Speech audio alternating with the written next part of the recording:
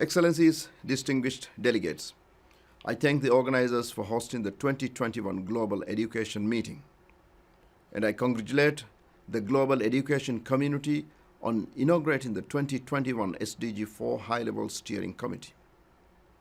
Distinguished delegates, the impacts of COVID-19 on education systems and in-person learning have been colossal. The disruption of societies and economies caused by the pandemic is aggravating the pre-existing global education crisis and is impacting education in unprecedented ways.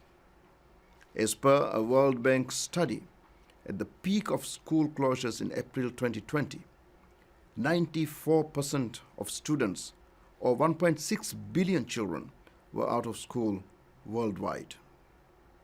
Even before COVID-19 hit, the world was experiencing a learning crisis.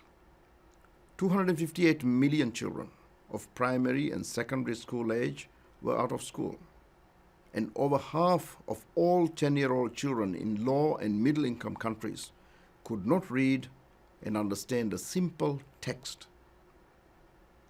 While developed nations have been quick to adapt to new realities such as virtual classrooms and hybrid learning, developing countries and countries in special situations encompassing the LDCs, LLDCs, and SIDS have struggled to keep pace.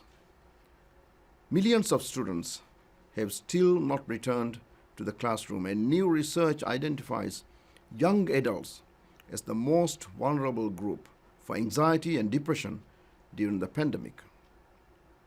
Increasing studies are emerging on the psychological impacts of learning in isolation, and poorer countries are faced with the grim choice of investing in either health or education at the expense of the other.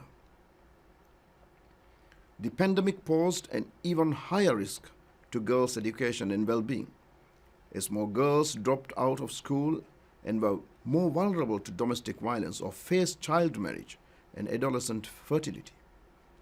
Vulnerable groups such as children with disabilities, ethnic minorities, refugees, and displaced populations had relatively less or perhaps no access to remote learning materials.